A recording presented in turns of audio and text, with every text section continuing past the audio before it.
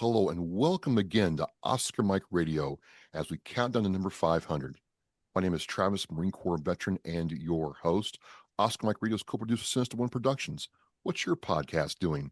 I want to thank my sponsors, Joyce ASAC of ASAC Real Estate, Echo 6 Ranch, and my supporters, Case on Shaving Company, Exceptional Parent Magazine, and Fight Camp. We are counting down to number 500. It is a full throttle year, and I always love the kind of stories that I get to talk about doing this show. And my next guest, he's got to be a celebrity deep down or a secret agent. I don't know, because he has done so much. I want to welcome my next guest, veteran, author, teacher, uh, multi-level practitioner of many things, PK Edgewater, to Oscar Mike Radio. PK, how are you doing? Very well. Good morning. Thank you for having me. Absolutely, absolutely. We're going to talk about your book, Passages, and I'll have the link to that in Oscar Mike Radio show post so people can get it. But you have, you have almost like this, you have to be a secret agent in another life. Had to be. Well, I'm just curious. Just curious. I'm not very bright. I've had to pursue a lot of education and experiences to understand the world we live in. That's a very cool way of putting it. And one of your experiences was serving in the military. So let's start there. Where did that military experience come into your life, and what was it like? So that's a very good question, and I'm fulfilled by my own answer. I have 5 siblings. I've had 5 siblings, and when the 6 of us were growing up, certainly by chance, came along the Vietnam War, and my sister, the oldest sibling, joined the Marine Corps after high school. She and a girlfriend just wanted to have an adventure and get away from working in the cafeteria after school.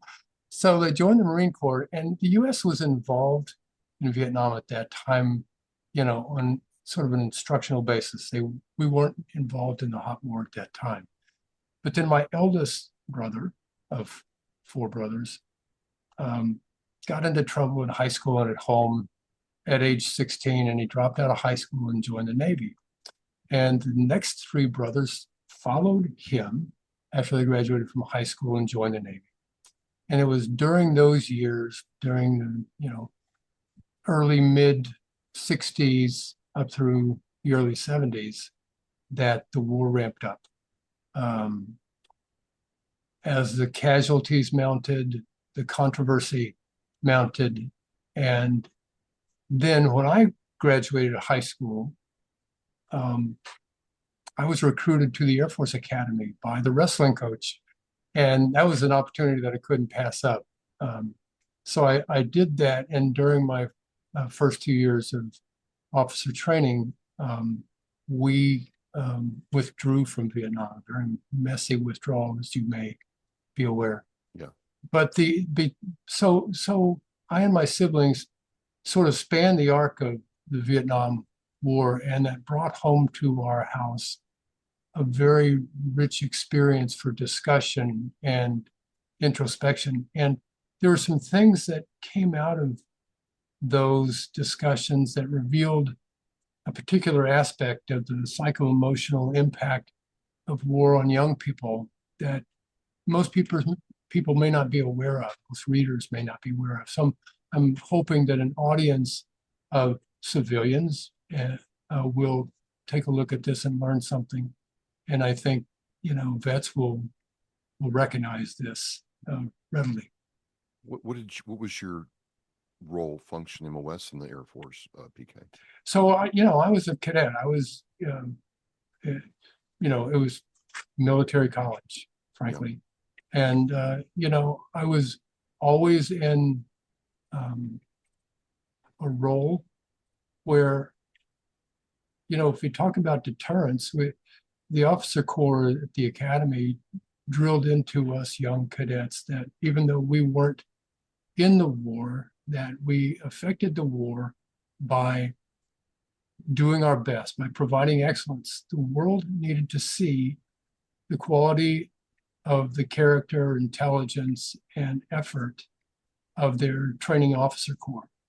So I lived by that encouragement. I never saw combat myself, as did my four brothers, um, but I was fascinated by it. And my eldest brother is the single surviving brother. Um, I'm telling you more than I've told anyone else.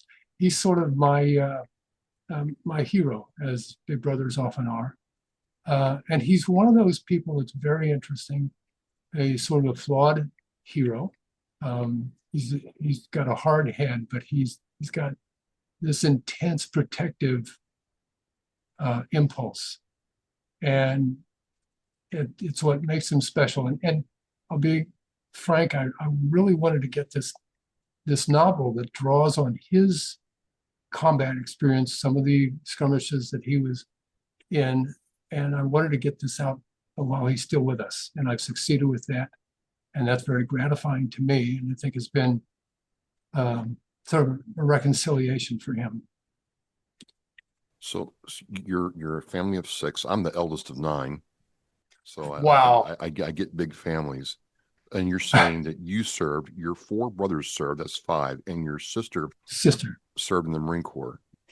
Yes. That's very rare that the whole family served, especially after the Sullivans in World War II, that the military even allowed that. Yeah, well, my dad, he tried to enlist 3 times in the Army during World War II and was rejected for medical reasons. So he just kind of had this sense of unfulfilled duty. And he encouraged us all to do our part as best we could, and he would back us up. So the the um, the commitment was always there, and so each of us, took our turn, and luckily we all came home from the. I have to think that watching your sister go through the Marine Corps process also had an effect on you to some degree, right? Sure, sure. I was the youngest, and every time one of them came home from training or from being deployed, I was just ecstatic to see them back. They would give me caps to wear with the insignias, and you know what it's like. You wear a Marine flight cap with the emblem on there. Yeah, it was just, yeah, I came up in that household, and I've always felt it as part of my core, and I owe that to my siblings and my father. You do the Air Force, and not only is there change in your life, our country's changing, our society's changing. Vietnam still leaves a mark on who we are 50 years later. What was the transition like out of the Air Force into civilian life at that time? So for me, it was pretty flawless. I went from sort of one educational institution to another, went to medical school, and just moved on. I was really inspired by one professor at the Air Force Academy. He was retired. Well, he wasn't retired. He was an active colonel at that time. He just inspired me in the life sciences. And, that in my first year at the academy, I could see my trajectory was being set. So it wasn't difficult for me. It was most difficult for the 3 oldest brothers. They came back and experienced some ridicule and denigration by the general population.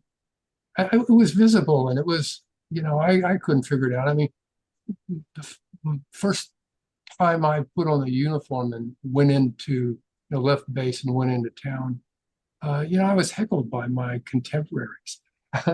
You get called names, and why are you doing this? Yada yada. You're just there to do the job. You have a sense of duty to your country, to your family, to the people around you, and it was hard to understand. But I'd like to reflect on that if you give me a moment. Sure. Yeah. You know, the war concluded 50 years ago, and the decades since the Vietnam conflict have provided a lot of perspective. I mean, most of the survivors of participation in conflict from there are past, but also most of the American public that was alive then have undergone at least major attrition. And in the meantime, there's been a lot of reconciliation and appreciation for Vietnam vets and their sacrifices rather than blaming the men and women who served in uniform at that time. And this outward expression from a grateful nation um, in the form of this evocative memorial in the center of Washington, D.C., the Vietnam War Memorial. I call it monumental. That had a big effect on Vietnam veterans' appreciation of themselves. But more importantly, if you can imagine at that time, the Vietnam War was looked at in the context of World War I and World War II, and perhaps Korea, where our returning soldiers were more or less heroes. They were victorious. And, a new world order was being set. And since then, civilians have gotten a better understanding of, many unnecessary wars that are easy to start and get bogged down in without being concluded with definable results. And so the Vietnam War, I think, is being held in a different context. It was that first war that there was so much confusion, so much doubt and controversy over the objectives and the point at which we returned. So I think Vietnam vets and that conflict is held in a different context.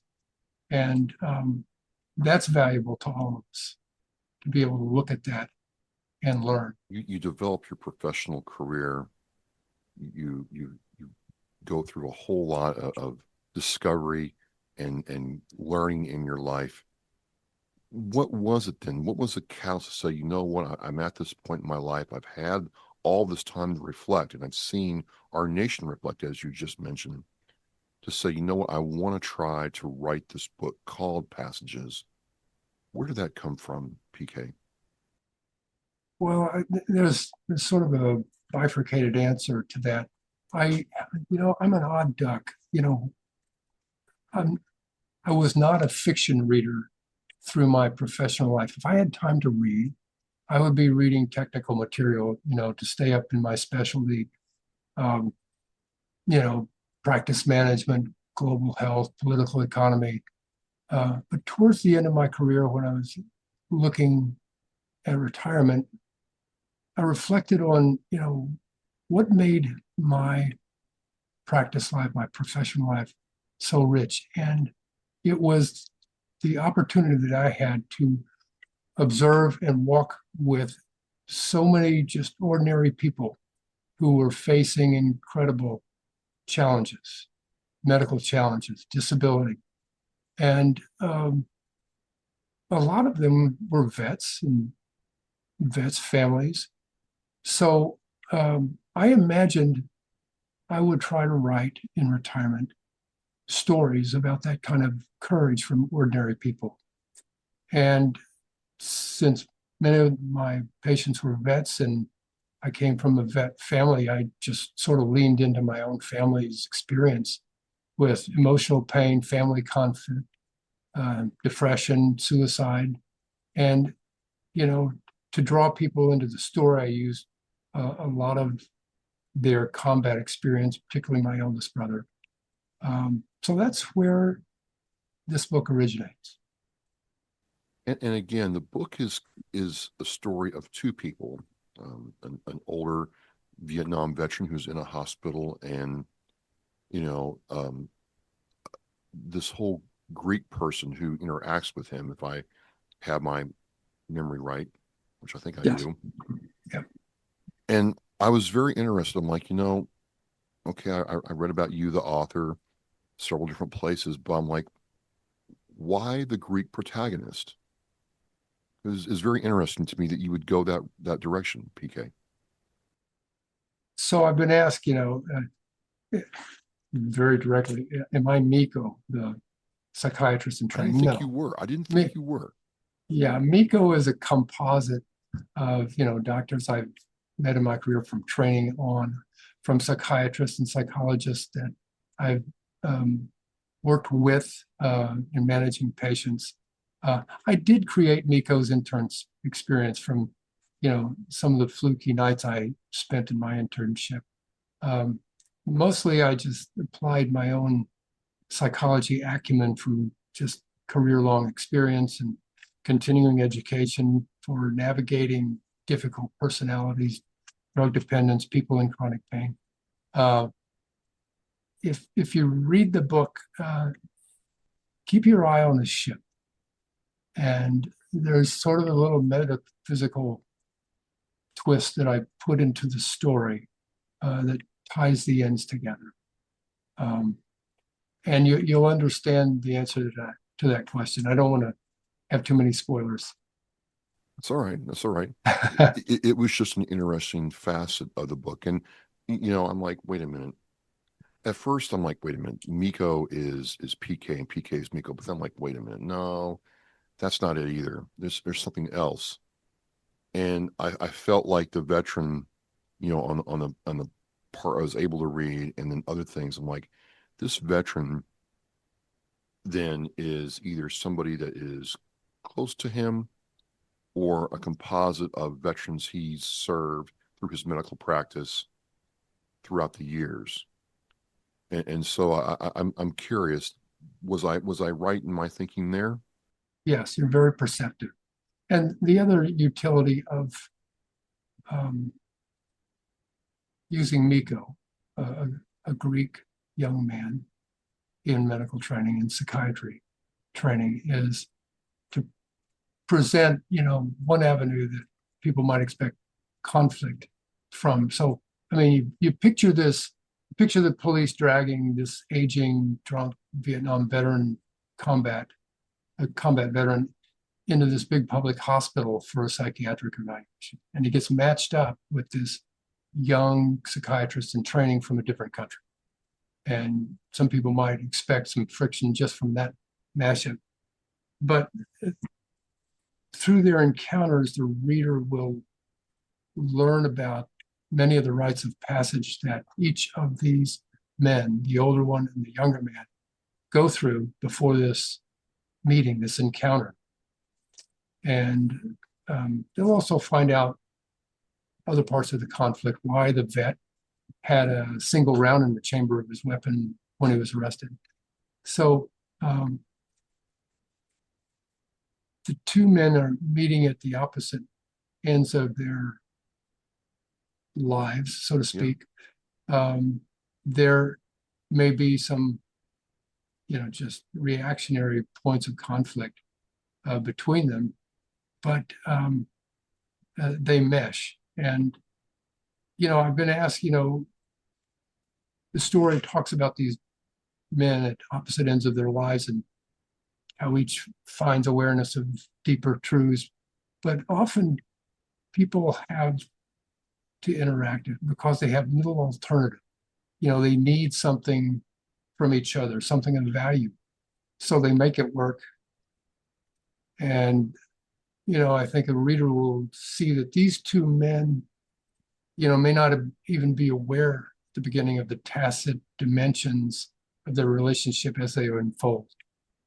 But I think Travis, very well that a life of curiosity um, will teach you that so many consequential discoveries that you experience come from unlikely sources where you didn't expect it.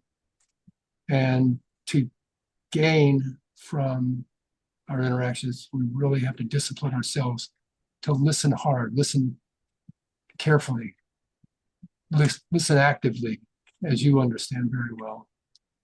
and turn off that little voice in our head that wants to stick an answer to our question to someone else, stick the answer in our head that we think we already know and are not listening for. So we need to do that, because that's where the value comes from, not just the knowledge that you get from someone who has had experiences that you haven't had, but that's where you really connect with the individual, is at that level. You have to probe to get there.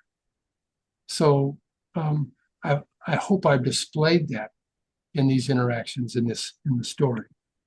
And there's time devoted to the wives of these two men, both at different ends of their life. One that's experienced a lot of stress through this long marriage, and one that's very early in the marriage, moved to a different country, has to conform to certain, U.S. cultural norms, and she's sort of out of her element. And, part of the book is about, these two wives meet just by chance. And the exchange that they have is the young talking to the mature, and the mature talking to the young. And it's a conversation. They each have their own conversations privately. And the conversations that they have with each other, I think, say a lot about behavior. In the novel, I use all these mechanics of war, of returning home as a vet, that experience, and what it's like to, become the spouse of someone in that situation or in medical training. It's not easy. I think the depictions have something for every reader. I think most readers will identify with one or more of the characters, with one or more of their experiences, with one or more of their thought processes, with one or more of their defense mechanisms. So it's kind of packed with a lot. So I'm hoping that people will not just see passages of Voyage from War to Peace as a war story. It's intended to be so much more than that. The lessons about trauma and healing, extend beyond veterans and their families. It is of value to vets, obviously, and their families, beyond the Vietnam War, any generation, any conflict. But it also applies to the broader population beyond military families, people who've been impacted by domestic or sexual violence, by chronic diseases and encountering disabilities, displacement, migration, experiencing homelessness. In my retirement, I'm volunteering to provide medical care at a shelter for those experiencing homelessness. It's like a foreign country. The things that you encounter that are out of what we experience as norm or normative, and it's really traumatic. So the messages should be conveyed to those populations as well. Miko is a psychiatrist, and a lot of times veterans will tell me, I don't like talking to civilian psychiatrists or psychologists because they don't know what I'm going through. Was one of the aims of passages a way to show a veteran that there is commonality, there is a bridge between their experience and what the care provider is trying to do for them? Yes, I think there's a lot of value. Okay. I'm so astounded by your perception. Miko, as the psychiatrist in training, has to reveal to this hardened vet that he has no personal military experience. And, he's not American. He's not an American citizen. And he was born way after the Vietnam conflict. So he just opens up and says, I'm a blank slate. I see you as a person. I don't see you in any other context. I have no basis to make judgments of you except for your good. So that's a helpful mechanism in the book to just lay it open, no judgment. Let's just talk. Let's get to what's driving your anxiety, your anger, um, your substance abuse. Let's just get to it without any precautions. So thank you for asking that question. I think readers need to understand that point of view. So another question, kind of more personal. You spent the majority of your career, military and otherwise, healing people. And in fact, in retirement, you still have this desire to serve, to heal. What part of this book are you trying to heal? What I mean is you wrote this book, and I think, I've understood listening to you that it was part for your family's experience, part for the veteran, what we just talked about. But what part of you did this book heal, if I can phrase it that way, PK? That's a very intimate question. You don't have My to answer it. answer is I will answer it. I think I mentioned before that I held my siblings in high regard. Yeah.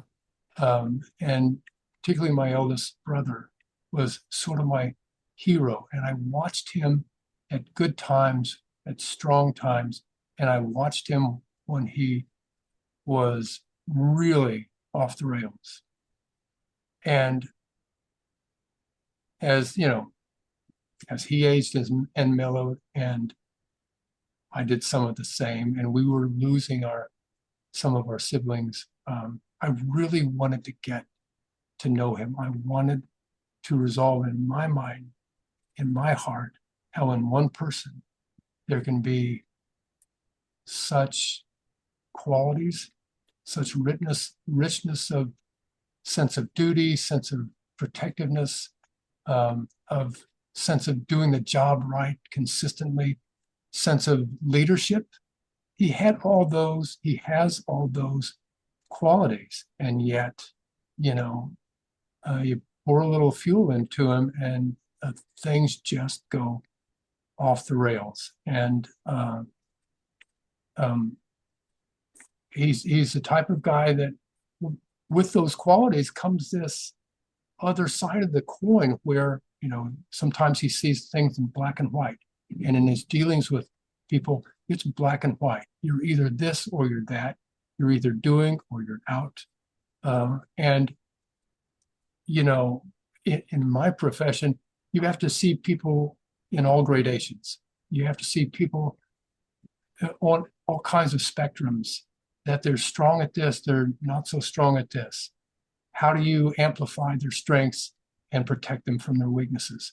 So I love my brother, and I just wanted to understand him better. And I've learned a lot. And we still remain tight as thieves. It's very interesting to me because when I think about it and the people I've talked to over this amount of time, I've talked to a lot of veterans who write about their experience. I've talked to wives who didn't know about their husband's service and learned about that and wanted to do that.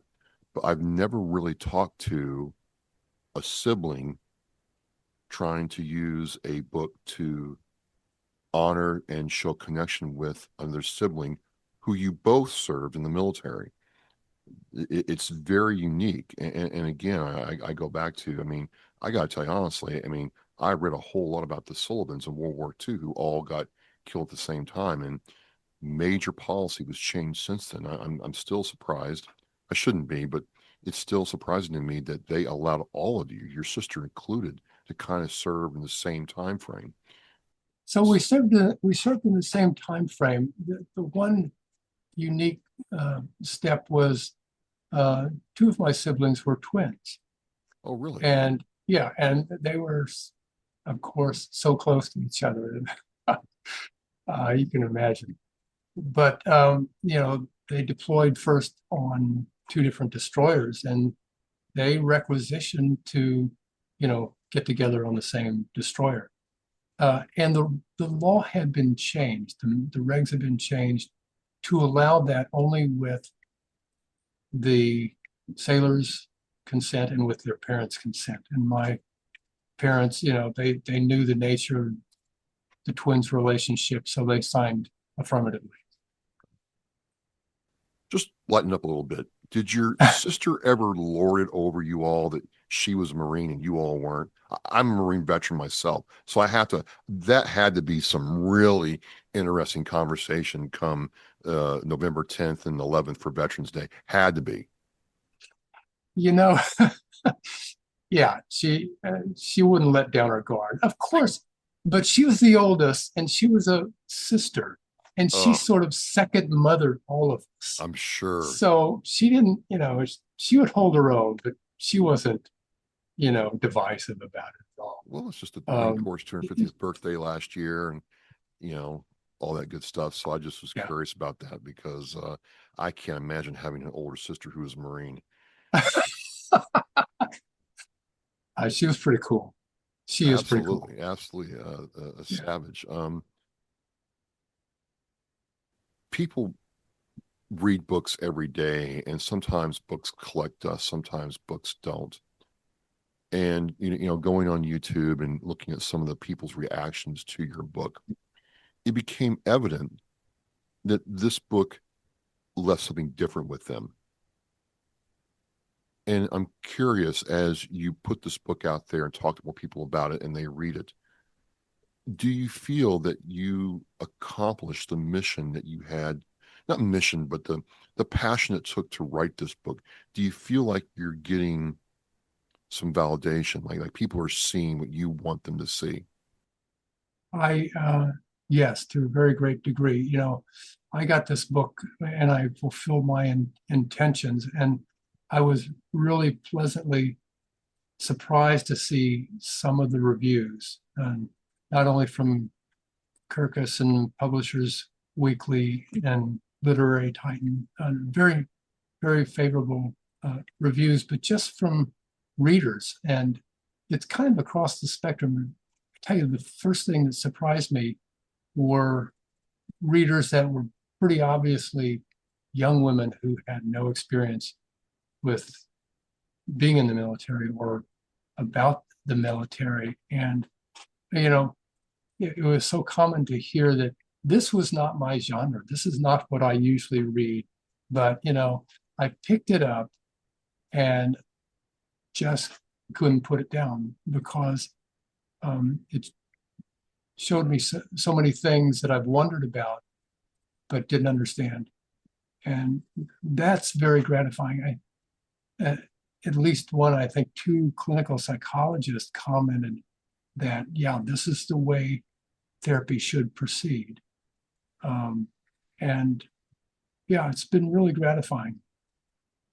And I hope more people will read it. I think it's a good story. And that's why I'm talking to you. That's why I'm trying to continue to promote the novel. Not that it's, earth shaking, but I think many people will enjoy just the reflection that it will trigger in their own lives and the reflection on some of their passages from one stage of their life to the next, from one level of maturity to the next, from one level of harm and feeling aggrieved and getting past it. So I think it can be valuable. It's not for everybody. I think there have been a few reviewers who just looked at the military part and say, what's the rest of this fluff? I love the combat stories. But the combat stories are what they are, and they're interesting. But they're the foundation that the rest of the story is built on, and that's a multifaceted story of healing. hopefully. Well, yeah. I mean, and I think that's the thing that I really kind of drew me into talking with you is there is the combat aspect of it, but that's just one part of the sandwich. It's the relationship these two men develop and their wives, and again, you could have two different ends of their life. One starting out, one's coming to the end, invariably, and so I think that really resonated with me. I have to ask, a lot of people write a book and then they're like, no, they're one and done. But some people, once they do this, do it again. Do you have any other book projects planned or you're working on right now, PK? I have several ideas. Yeah. As a matter of fact, before I wrote Passages, I actually wrote a manuscript of another novel, um, different setting, but still, you know, pretty deeply human with other types of interpersonal conflict. But it's so rough that I had to put it aside because I really wanted to get to this novel. And I will go back to that. Um, but there are other very interesting circumstances, some of them national and some of them transnational. Um, Characters that I've found in my life that are very interesting and fodder for this type of novel. People want me to compare this to some novel. I think of Richard Rousseau in a novel called Nobody's Fool, and it was made into a movie. And it's so layered. You have to read the book or watch the movie several times to get all of it out. It's one of those movies that each time you see it, you pick up more from it. And then there's something recent, Claire Keegan's novels called Small Things Like These. It's a very subtle story about a man who, had a rough childhood, became very conventional in his professional life, supplying coal to households. And then later in his life, it all comes back to him, and he feels this strong impulse to do the right thing in the milieu of people doing the wrong thing. And it's very powerful, evocative. So those are kind of the models that I like to work from, is just moving people to get out of their heads and think about doing the right thing and moving in the right direction. There are positive ways, and there are examples about there that you can read in novels. I mean, you don't have to go to how-to books. Lots of people write meaningful stories that lessons and options for behavior are illustrated. And I hope this story is one of them. That's the type I'd like to move on to. Talking with you, there's this real desire to connect humans with other humans through your writing art. And in this age of TikTok, social media, and 3-second videos, you still find the book, you still find the story, and that human side of it's still very powerful, Doctor. Um, what's that mean to you with all the technology around us that it's still one person going through their journey with other people helping them out that make it so powerful? Yeah, despite all the technology, um, our health is primarily maintained by our relations with other humans. That's indisputable. All the research points to the more we get away from each other, the worse off we are in so many ways. The more we aggregate, stay close, touch, talk, relate, that's where good health comes from and is sustained. It's indisputable. You can look at all, and I've been asked, Kirkus says this is philosophical and deeply human. What does that mean? Well,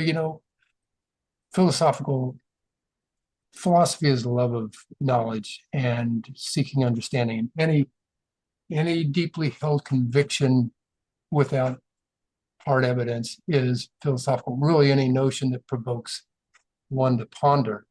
is, which this book is descriptively philosophical.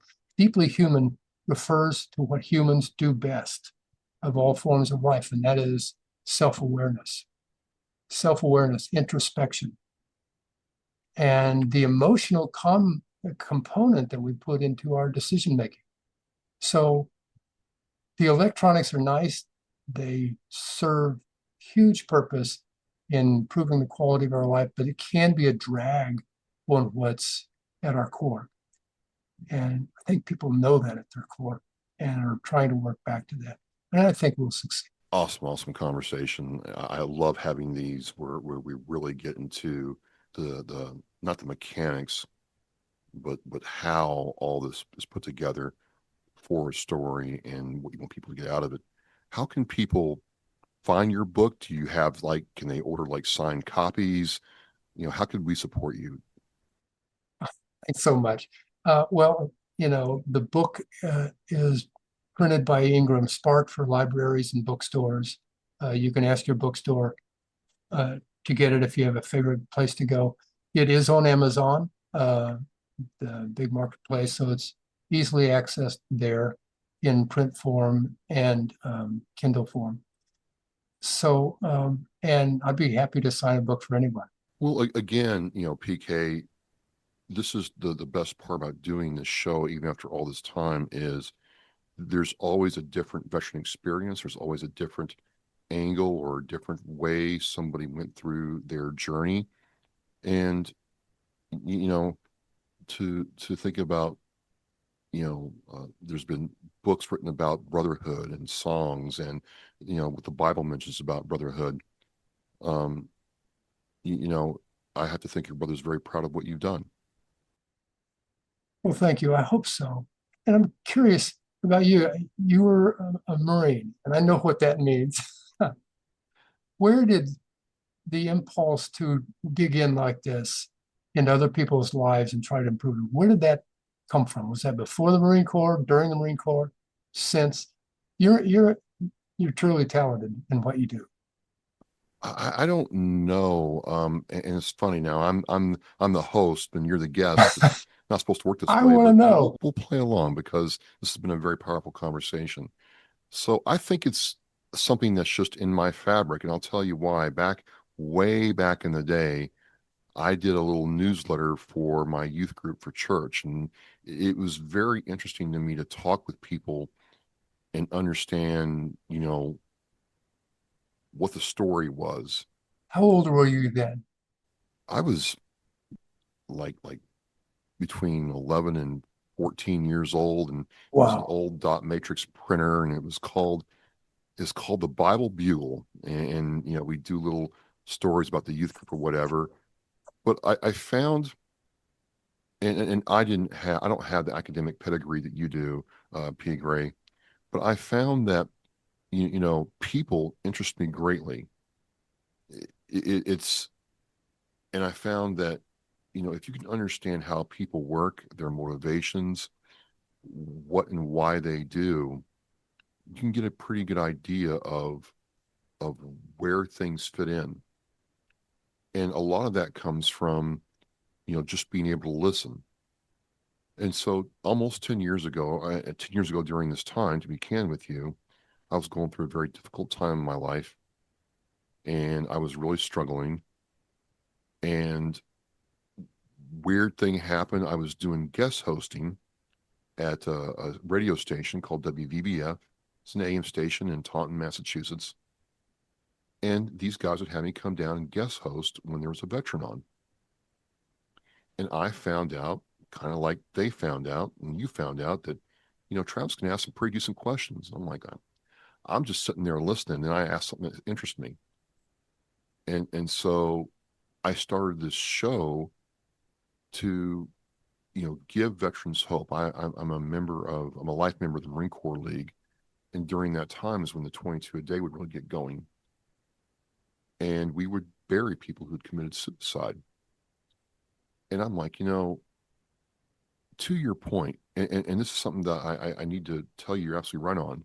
The VA has confirmed once a person starts isolating themselves from a community, tribe, family, whatever, that's really the first true indicator that we have a problem here, and that they're going down a bad road. And that's when you need to bring them back, not when they start self-isolating is when that call for help needs to go up, right? And so I want to provide some way, somehow, where if I told a veteran's story or talked about some of the things that I had been through, that maybe there's some other veteran out there that might walk away from that abyss. Because at that time, I can tell you candidly that It's a virtual certainty. Yeah. I stared in the abyss several times.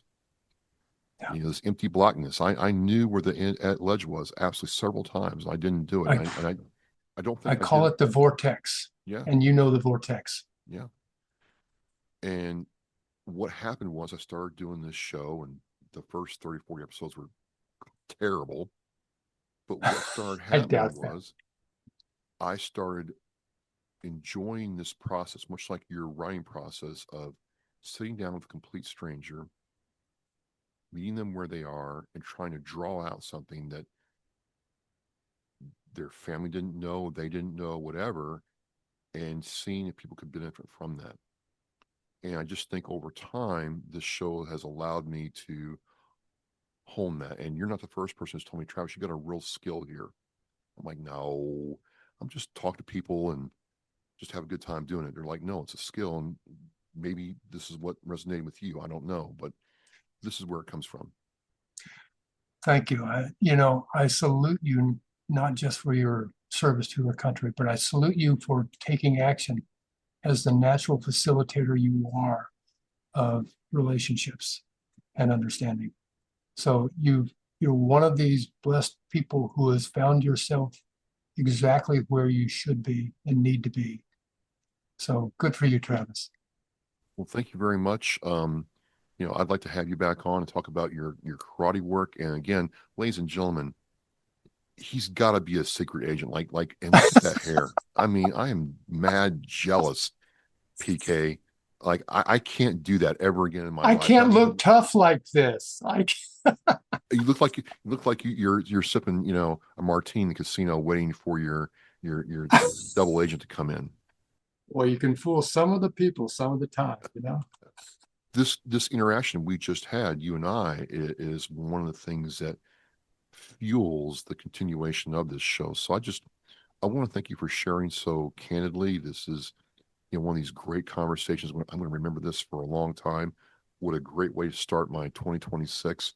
And I'm honored that you're part of my countdown for 500. It's very meaningful. Thank you. Thank you. It's been a privilege. I really appreciate this talk we've had. It's meaningful. We'll do it again. All right. Ladies and gentlemen, PK Edgewater, author of Passages. I'll have the links to his book in the Oscar Mike Radio show post. Go out and get it. We're going to have him back on. And again, every veteran has a different story, and I'm glad he told us his story. I'm Travis Partington, Oscar Mike Radio. We're Mission in Flight, and we'll see you next time. Thanks so much. Every generation, every sacrifice. Our nation's service members have stood up for our freedom, our families, and our future. Now it's our turn to stand up for them. This year, you can honor their service in a deeply personal way by sponsoring a $17 Veterans Wreath. Each wreath is more than a symbol. It's a heartfelt tribute to the heroes who served and to the families who carry their legacy. Visit wreathsacrossamerica.org to sponsor a wreath today. This isn't just a wreath. It's a personal gift to an American hero. Thank you for listening and watching Oscar Mike Radio, where our active duty service members and veterans are in action and the mission is in flight. Oscar Mike Radio is an oversized load Co-Sinister One production. If you are a veteran or know a veteran who needs help, please dial 988 and press 1 for the Veterans Crisis Line.